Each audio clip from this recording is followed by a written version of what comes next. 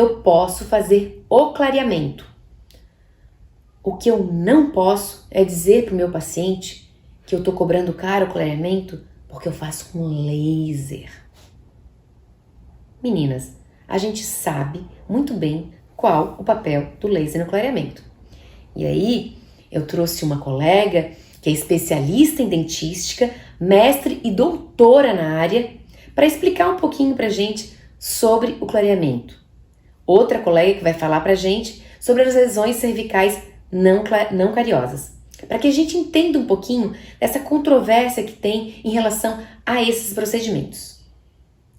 No meu consultório, eu faço clareamento de consultório para paciente que nunca fez clareamento e que não tem restaurações na região anterior, que é onde eu quero clarear. Porque os que têm restauração têm muito risco à sensibilidade. Os que já fizeram clareamento e já tiveram sensibilidade antes, têm muito risco à sensibilidade.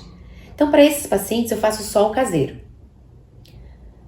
A gente vai escutar também essa colega Ludmila falando sobre como que a gente deve fazer esse clareamento. Se só no consultório, se só o caseiro, para que vocês tenham uma ideia, ok? Mas eu já vou adiantar para vocês. Eu cobro a consulta de clareamento R$500. Por quê? Porque eu nunca cobro menos do que o meu valor da consulta da profilaxia em nenhum outro procedimento. Então, chegou no consultório para fazer o clareamento de consultório, R$500. Ah, ele vai fazer só o caseiro.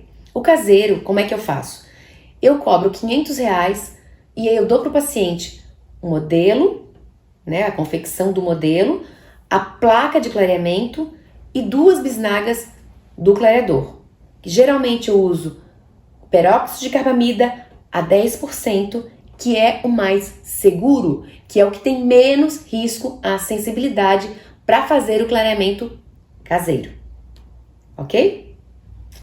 Olá meninas, nós estamos aqui hoje com a doutora Larissa Pottmeyer. A doutora Larissa é mestre e doutora em dentística pela Universidade Federal de Santa Catarina. Ela já deu aula na Uniavan e hoje ela é professora da Dentística Florianópolis, que é um curso de especialização e imersão em dentística. E ela está aqui para falar com a gente sobre lesões cervicais não cariosas, que são lesões muito corriqueiras no nosso dia a dia clínico, e a gente vai responder para vocês alguns questionamentos que o paciente tem e que nós dentistas também temos no início da carreira. Larissa, seja muito bem-vinda. Obrigada, é um prazer estar aqui. Então a gente vai começar com o básico, né? Quais as causas dessas lesões cervicais não cariosas? Tem uma causa só? Como é que é? Então, a lesão cervical não cariosa é um tipo de lesão que ela é multifatorial. Então, assim, não tem como a lesão cervical não cariosa se formar quando o paciente tem apenas um fator causal envolvido. Então, sempre a gente tem que investigar, porque esse paciente vai ter pelo menos 2 ou mais fatores envolvidos na formação dessa lesão. Os principais fatores que causam lesão cervical não cariosa é a questão da oclusão. Então, o paciente que tem uma oclusão desequilibrada ou esse dente está recebendo algum esforço mastigatório de uma forma maior do que ele está preparado para receber. A parafunção como um todo, a parafunção como um todo. O bruxismo, seja ele por apertamento ou então o bruxismo de rangimento. A gente sabe ainda que o bruxismo por apertamento ele tem um fator que influencia mais do que o bruxismo por rangimento, porque a gente acaba formando uma tensão maior ali na região cervical.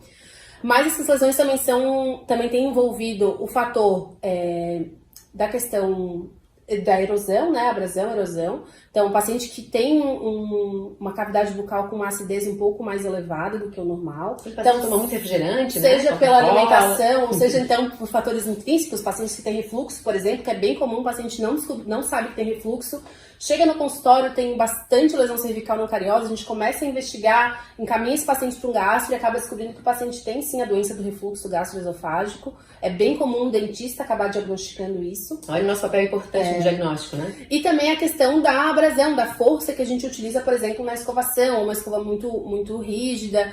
Então, não é o fator principal, mas associado a outros fatores, a gente acaba aumentando a velocidade da formação dessas lesões cervicais não cariosas e também a chance de ter uma maior quantidade de lesões em boca. Em relação a isso ainda, tem gente que toma aquela água morna com limão de manhã. Isso pode causar lesão cervical não cariosa? Aumenta consideravelmente a chance de o paciente desenvolver lesão cervical não cariosa, principalmente se ele tiver algum outro fator associado, né? Então, é muito comum na nossa faixa etária, né? A gente está querendo buscar cada vez mais a saúde e sim tomar essa água com limão em jejum, né? E a gente observa que esses pacientes apresentam mais erosão nos dentes, né? Não só a formação de lesão cervical não cariosa, mas também a formação de desgaste de esmalte no geral. Então, o paciente quer tomar isso, a gente pode tomar algumas precauções para que isso aconteça, né? Então, tomar em jejum, mas tentar tomar com canudo, por exemplo, e também tentar bochechar uma água pura depois, para tentar equilibrar o pH. E assim, evitar de escovar o dente logo após a ingestão dessa água com limão. Isso é muito importante. Outra coisa importante, assim, né, sobre as lesões cariosas, né, lesões não cariosas, é que as pessoas reclamam de sensibilidade, Larissa. E aí? Por que essas lesões têm sensibilidade? Então, é muito comum a gente ter sensibilidade primeiro, a gente tem exposição de dentina ali naquela região, mas nem sempre a sensibilidade ela está associada à exposição de dentina, à exposição radicular, por exemplo. A sensibilidade e a lesão cervical não cariosa são o mesmo grupo de doenças. Normalmente, a sensibilidade ela precede a formação da lesão cervical não cariosa.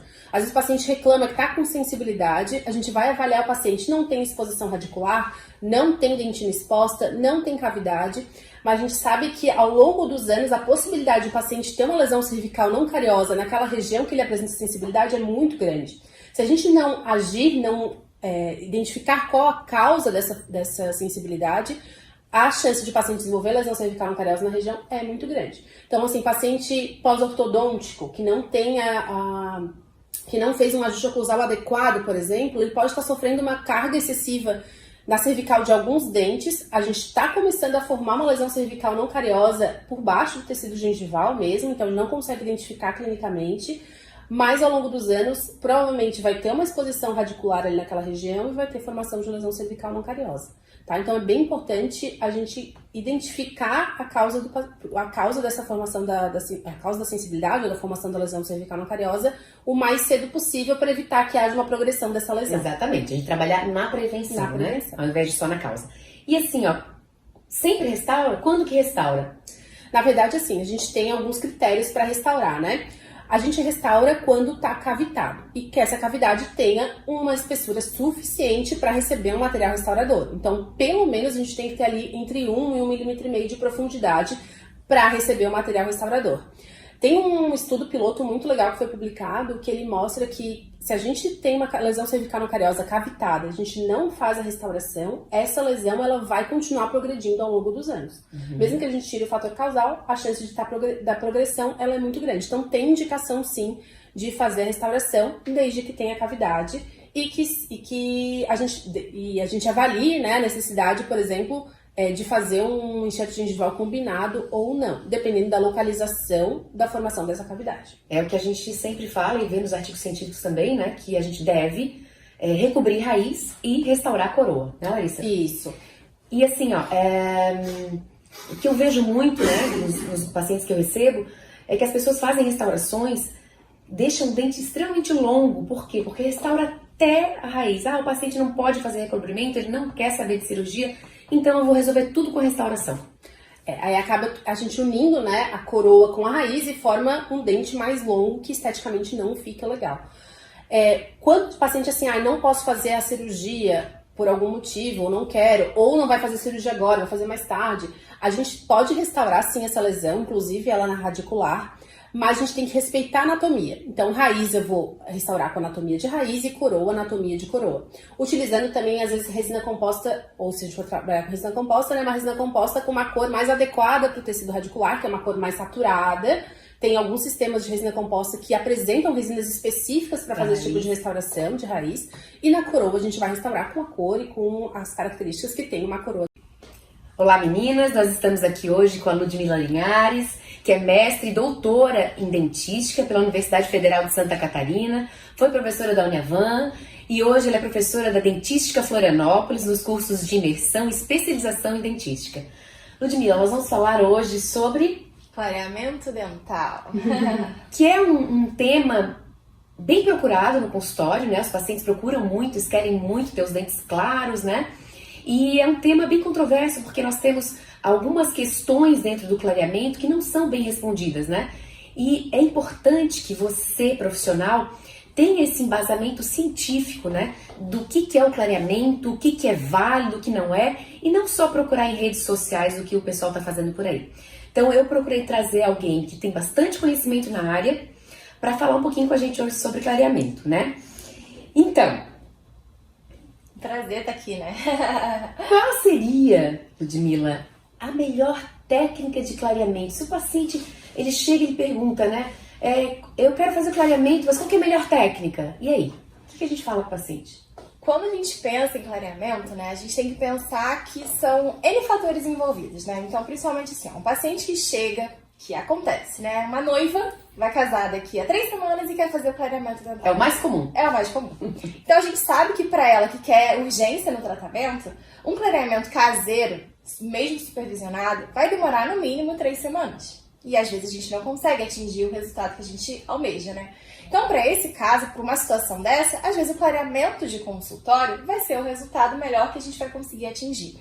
Então, dizer que existe um melhor clareamento, eu poderia, embasado cientificamente, dizer que o clareamento caseiro, que a gente utiliza concentrações de géis de baixa concentração, eles vão gerar muito menos sensibilidade. Eles vão gerar resultados a longo prazo maiores do que o de clareamento só de consultório. Então, se eu tivesse que dizer que um tipo de clareamento é o melhor, poderia ser o clareamento caseiro. Mas dependendo da tua situação no teu consultório, a demanda do teu paciente, a urgência do tratamento, às vezes não é o melhor tratamento para aquele paciente. Então, a gente associar as necessidades do paciente, a situação clínica do paciente e o que você pode disponibilizar para ele, aí sim a gente consegue ter o melhor tratamento, mas para aquele paciente. Exatamente. Então, personalizar o tratamento. Não adianta falar que todo paciente vai receber o mesmo tipo de tratamento, que a gente está se tornando só mais um no mercado de trabalho. Até porque, ela falou uma coisa muito interessante, a gente sabe, tá? Que pesquisa clínica confiável, né, que é indexada, que está ali para a gente poder ler com bastante segurança, só mostra resultados com clareamento a 10% caseiro.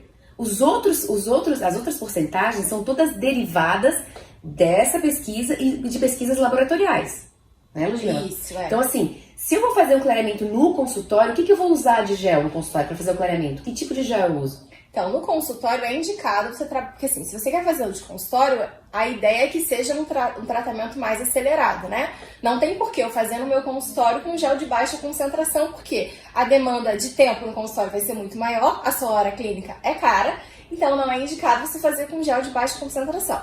Então, quando você faz o clareamento de consultório, você vai utilizar o gel, normalmente o peróxido de hidrogênio, a 35%, 37%, até a 40%, que é uma concentração muito maior, mas você vai ter que dar uns espaços de tempo maiores. Então, o caseiro que o paciente vai fazer diariamente, o de consultório a gente dá um espaço de 1 semana. Por isso que normalmente o caseiro a gente faz em torno de 21 a 28 dias sequentes, né, subsequentes, e a gente faz o de consultório semanalmente. Então, o paciente vai lá, faz uma aplicação do gel em torno de 45 minutos. Semana seguinte ele volta, e que a gente pode fazer de 3 a 4 semanas, utilizando um gel de maior concentração, que é o peróxido de hidrogênio. Sendo que, qual é o problema do peróxido de hidrogênio? Sensibilidade. Sensibilidade. A maior causa de problemas com esse gel é a sensibilidade pós-operatória desse paciente. Então, às vezes, ali na cadeira ele não sente nada, mas ele daqui a 1 a 2 horas ele vai começar a ter uma sensibilidade muito forte, e que às vezes essa sensibilidade nem é reversível, né? Ela chega num ápice de dor que o paciente não consegue reverter isso. Então, não adianta só falar que todos os pacientes podem receber clareamento dental. Exatamente. Tem pacientes que não podem receber. Se esse paciente já chega com um relato de sensibilidade, se esse paciente tem várias restaurações, se é um paciente super jovem, que tem uma câmara pulpar ainda muito ampla, grande, a chance dele ter sensibilidade é muito maior. Deixa eu te fazer uma pergunta em relação a isso. O paciente vem no consultório com 15, 16 anos e quer fazer clareamento, pode? Não existe uma regra dizendo que não pode. O problema é que a sensibilidade associada a esse tratamento vai ser muito maior. A gente sabe que tem casos de pacientes que, até na escola, por ter um dente mais amarelado, vai sofrer um bullying, que agora é o bullying, né? No nome do momento. É verdade. Mas esse paciente a gente vai ter que fazer. Se quer fazer, ok, a gente vai avaliar, mas não vai usar um gel de alta concentração. Usa um gel de um peróxido de carbamida a 10%, às vezes faz só 1 hora, às vezes faz dia sim, dia não, faz algo mais espaçado para não gerar uma sensibilidade nesse paciente, que a chance dele ter é muito maior. Uhum. E assim, ó, o laser.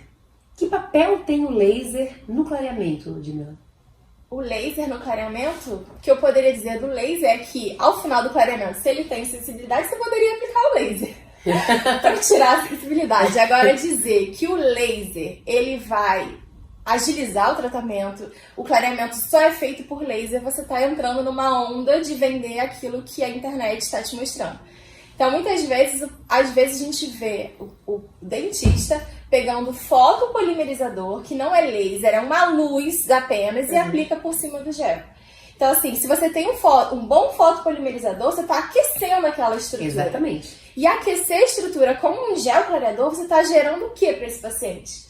A possibilidade dele ter mais sensibilidade. Exatamente. Então, não venda clareamento dental como um laser, porque não existe isso baseado na literatura. Tem sim o uso de luz ultravioleta, mas é um outro tipo de clareamento que ainda não tem resultados para a gente comprovar. Não, a gente não sabe a longevidade desse tipo de clareamento dental, mas não tem nada a ver com o laser que dizem que é o clareamento a laser, né? Então, quando te venderem ou você quiser vender o clareamento a laser, pensa bem se isso é o indicado, se isso está baseado na literatura, e a gente está dizendo para vocês que não está. Não está.